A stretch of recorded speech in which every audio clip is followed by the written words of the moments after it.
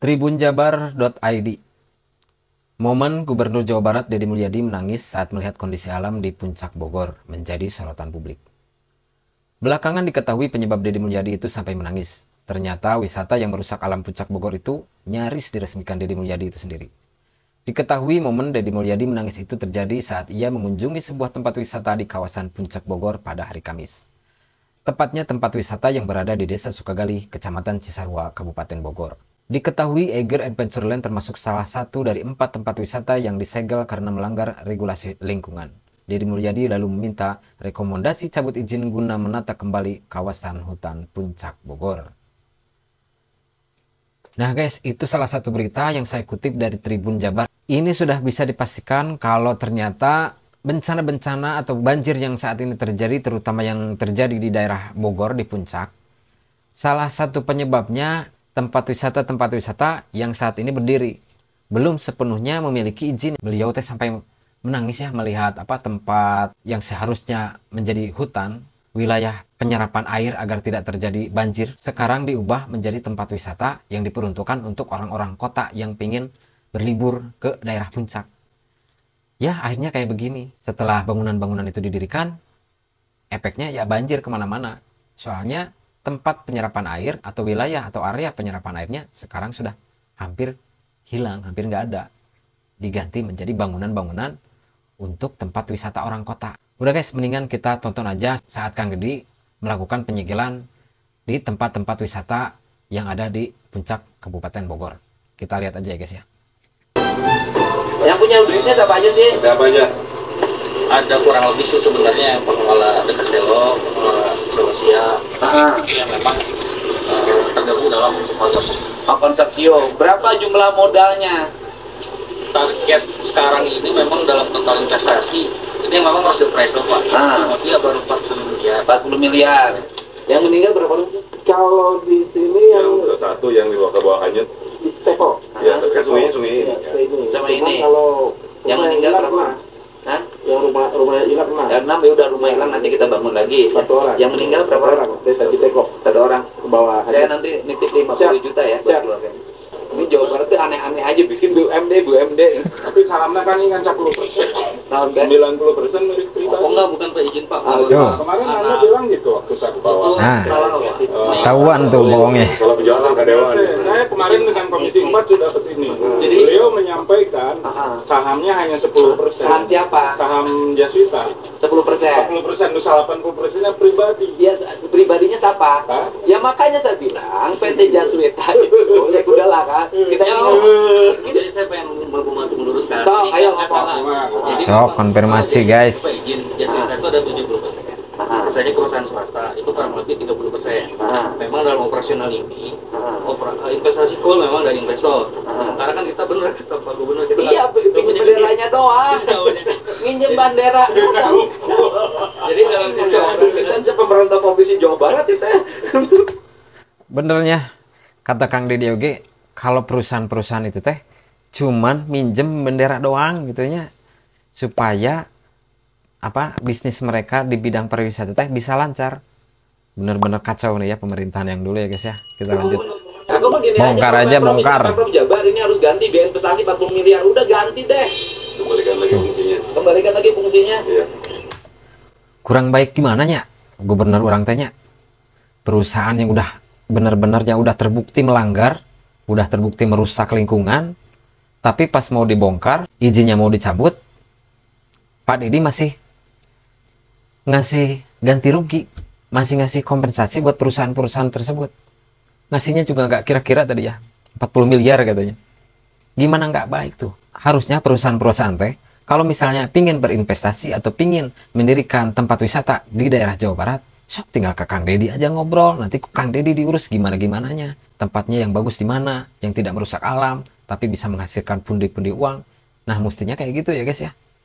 Ini mah asal main bangun-bangun aja. Nih hasilnya sekarang kayak gini nih. Hasilnya di Puncak banjir, ke bawahnya mah apalagi ya. Di Karawang banjir, di Bekasi banjir. Aduh kasihan kan. Yang jadi korbannya ya tetap ya kita-kita yang rakyat biasa gitu, yang nggak tahu apa-apa. Udah guys, kita lanjut videonya. Udahlah. Bapak ya. Kita ngasih hibah kan 1 triliun, 1,2 triliun. Ya udahlah, anggaplah aja ngasih hibah ke sini untuk penyelamatan lingkungan. Investor tidak rugi, kita juga nggak mau rugiin orang. Udah, kalau memang ada nomenklatur anggarannya, Pemda Provinsi Jawa Barat nggak apa-apa. Misalnya ngasih apa istilahnya ke PT Jaswita, Jaswita pulangin duitnya, bongkar kembali, nggak ada lagi ini tempat. Karena gini, andai kata pun dibongkar-bongkar sebagian nih, besok nggak ada bencana, tambah lagi Pak, pengawasan lemah. Udahlah, kita tahu Pak, bangsa kita. Kalian selamatkan dari Udah aja, lebih baik ini kembalikan lagi. Tetap ini di bawah penguasaan Pemprov Jabar, akan saya hutankan. Udahlah, akan saya hutankan, udah. Nggak usah nanam teh, gitu loh. Karena lama udah kita tanamin pohon kembali lagi. Bagus Pak. Oh ya Pak, ya kita nanti mekanismenya Pak, dengan DPRD sok kita bicara di lingkungan sok. Nanti di Pergub nanti yang baru penyebaran keuangan saya masukin alokasinya. Sok, misalnya saya kasih pinjaman modal ke Jaswita, Jaswita balikin itu resiko atau apa aspek yang bersifat kebencanaan. Bahwa ini solusi. Tanggal 8 kita kan. Iya, gitu loh. Daripada udahlah, hentikan seluruh proyek ini. Kalau investor merasa rugi, oke, kita hitung keperdataannya, Pemprov sih bisa bayar. Dan kita mengakui ini adalah kesalahan. Itu yang namanya pejabat ya, harus mengakui kesalahannya. Padahal mah yang dilakukannya itu pejabat yang dulu ya, bukan sama Kang Deddy. Tapi beliau berani menanggung akibat dari kesalahan-kesalahan pejabat yang dulu ya. Bapak juga, sok. Mantap ya guys ya. Nggak bisa tidur, naik lebaran, nggak bisa sare. Benar. Bisa kalau step sebentar. Sok gimana? Ya, ini kan kalau saya melihat, saya juga memberitakannya dari tahun 2023 dan ini sangat diduga keras melanggar Undang-Undang Perlindungan dan Pengelolaan Lingkungan Hidup tahun nomor 23 tahun 2009 dan juga melanggar Perpres nomor 60 tahun 2020 tentang penataan kawasan terpencil. Nah, yang anehnya kenapa PPG bisa diterbitkan oleh pemerintah Kabupaten Bogor? PPG-nya terbit kapan? Udah lama ini, sebagian udah PPG-nya. Udah ada. PPG. Wakil, kata ruang. Pak Wakil yang Bupati mah. Ini kan baru dilantik. Dan Kalau Pak saya baru dilantik, kalau PBG nggak sesuai kita cabut sekarang. Ya. Saya dari Gitu dong. Ya, jadi gini ya Bupati, saya dari pemerintah Provinsi Jawa Barat. Ini kan Jaswita ini hanya cover aja kan. Dia menggunakan modal orang, kemudian ya sudah, kalau memang bahwa saya sih jujur aja, kalau hanya dibongkar sebagian saya nggak setuju. Saya setuju ini kembalikan lagi fungsinya. Dah, terima kasih. Jadi kembalikan lagi fungsinya. Kemudian kalau misalnya pihak investor karena sudah mengeluarkan uang mengalami kerugian, Pemprov Jabar bersedia membayar kepada pihak investor itu. 40 miliar nggak ada artinya bagi Pemprov Jabar. Kita kembalikan dan tetap tanahnya nanti di bawah penguasaan PT Jaswita, tetapi kita akan melakukan penanaman pohon aja. Ditanamin pohon, dihijaukan kembali agar tidak menjadi musibah lagi. Begitu Pak. Saya sih keputusan saya begitu. Itu. Makanya para kerja proyeknya semua hentikan lah. Sekarang daripada kita rapat-rapat nggak selesai, itu aja keputusannya. Setuju nggak Bupati? Setuju Pak. Nah, mestinya mah kayak gitu ya guys ya. Yang namanya teh pejabat sama pejabat, atasan sama bawahan teh beriringan gitu. Jadi program-programnya bisa berjalan mulus, bisa terlihat nanti hasilnya. Terus yang pastinya mah nih masyarakatnya bisa langsung merasakan gitu dampak dari program-program yang dilakukan sama pejabat-pejabat kita teh. Begitu nih kayak video yang ini nih. Jadi pejabatnya teh keren, bukan nama. Mantep Bang. Saya Gubernur Jawa Barat bersedia mengembalikan sesuai dengan kaidah undang-undang tentang keuangan, pengelolaan keuangan daerah Provinsi Jawa Barat. Terus kemudian ini dikembalikan lagi fungsinya menjadi fungsi hutan. Sudah titik. Dan kalau pemerintah provinsi berani mengambil tindakan seperti ini, saya minta siapapun yang menguasai tanah puncak yang digunakan kepentingan bukan peruntukan lahan hutan dan perkebunan, ikuti Provinsi Jawa Barat. Bongkar sendiri, berani rugi. Siap Pak? Siap. Saya laksanakan perintah Bupati. Selamat juga siap. Makasih selesai Pak. Satu lagi Pak Gub. Pelanggaran nih. Pak, pelanggaran bukan bagian saya. Sudah ada aparat menanganin. Ya, sudah oke ya? Siap. Banyak Pak. Oh, Gitu ya Om? Waduh, pusing Anda pasti. Pusingnya 7 keliling, 77 keliling nih pusingnya. Orang ini nih yang rusaknya nih. Harusnya dia tuh minta maaf ya sama masyarakat, sama orang-orang di sekitar situ yang kena dampaknya. Aman, siap, selesai. Siapa? Aduh, Gubernur. Sudah lapor kan ke Kementerian KLH? Pak Menterinya udah datang ini. Perusahaan yang Pak di bawah, Menko. yang PT Jaswita itu, Menko pemerintah Julhas. provinsi mengambil keputusan untuk dibongkar semuanya. Cocok. Hijaukan kembali. Dan kita bersedia menyiapkan dana pengganti ke investornya. Cocok. Nggak usah ganti, Pak. Nggak usah. Ya, ini mau berangkat ke tempat wisata yang mau disegel ya. Mantap lah. Coba tiap pejabat di tiap daerah itu kayak gini ya guys ya. Insya Allah lah Indonesia ini bakalan makmur kayaknya guys ya. Terus rakyatnya juga sejahtera gitu. Ya minimal nggak terlalu banyak bencana-bencana yang terjadi di daerah masing-masing nah gitu. Nah ini bangunannya kayaknya belum beres nih, udah mau disegel nih.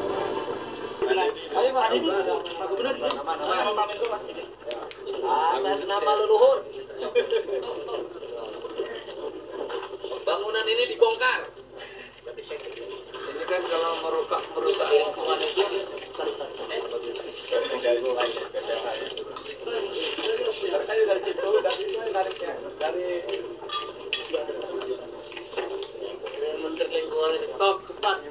Ini tuh sebenarnya bisa jadi contoh ya buat apa daerah-daerah lain sebenarnya, buat gubernur-gubernur yang lain gitu.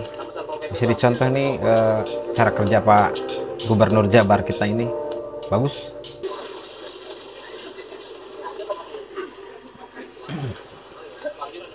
Ini tempat wisata kedua yang mau disegel. Bangunannya gede banget ya guys ya. Tempatnya gede banget. Udah pasti ini ngabisin lahan anu lumayan gede juga ya. Sehingga ya wajar lah kalau misalnya banjir berulang terus. dari sisi regulasi Pak Menteri, PBG bisa dicabut. Jadi gini, bahwa ini di atas HGU Pak, PTPN, sehingga amdalnya atas nama PTPN. Ya. Bila mana ada amdal lagi di sini, maka dipastikan amdalnya tidak dilakukan dengan benar. Menteri akan mencabut amdal ini. Ya, dengan demikian ini tidak ada perselingkuhan. Siap. Aman. Tidak ada perselingkuhan. Tidak ada perselingkuhan. Siap. Nah ini momen penanaman pohon yang dilakukan sama Pak Menko dan kita ya, Pak Gubernur kita, Pak Deddy Mulyadi, sebagai simbol kalau kita itu harus lebih banyak lagi menanam pohon untuk kebaikan kita juga.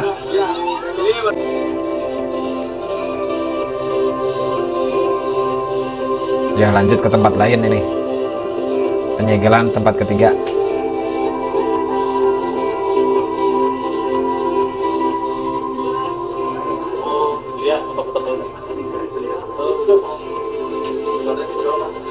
Nah ini menuju ke tempat penyegelan yang keempat ya guys ya.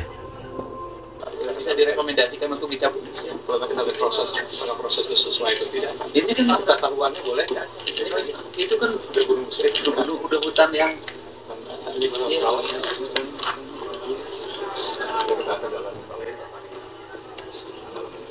Pantesan atau nggak banjir ke bawahnya kayak gimana kalau di atasnya dibikin bangunan-bangunan kayak gitu.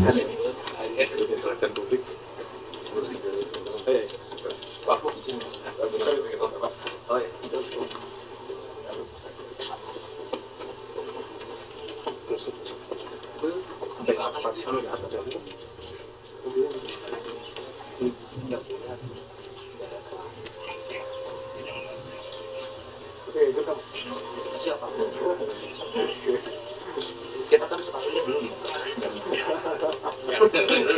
Kita pusing kan sama. Kita sepatunya juga beli.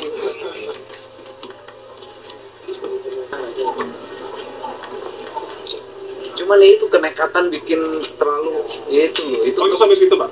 Lah itu Pak sudah ada bangunan Pak. Jembatan Pak. Itu yang paling melanggar adalah nggak boleh. Itu longsor, sampai longsor itu. Ya itu udah terbelah.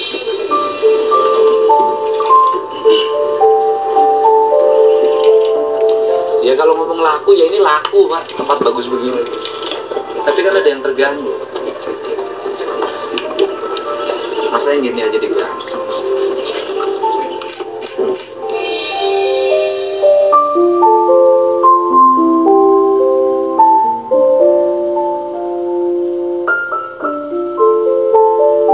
Sepertinya Kang Deddy cukup sedih ya melihat lingkungan tempat yang beliau cintai bisa dirusak sama orang-orang yang nggak bertanggung jawab ya.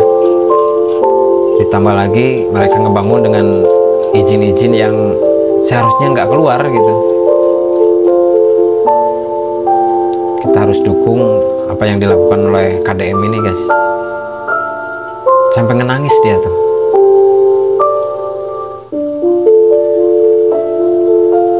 Sampai nangis dia.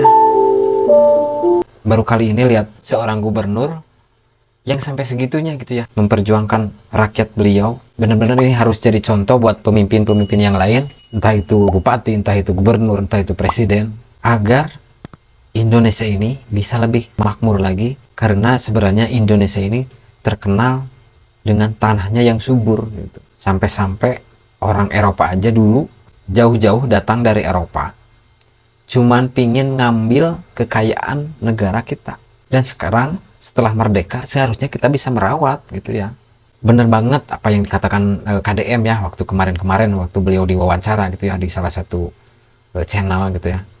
Kalau beliau teh sangat setuju dengan pola, dengan tata kelola ruang yang dilakukan oleh orang Belanda dulu ya.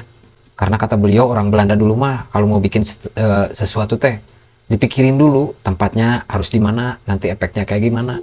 Dipikirin dulu, nggak langsung bangun-bangun aja gitu. Dan sekarang setelah merdeka, kita teh malah merusaknya. Yang rugi siapa? Ya rakyat juga. Mungkin itu aja untuk hari ini. Jangan lupa like, share, komen di bawah, dan jangan lupa subscribe channel ini. Wassalamualaikum warahmatullahi wabarakatuh. Mangga.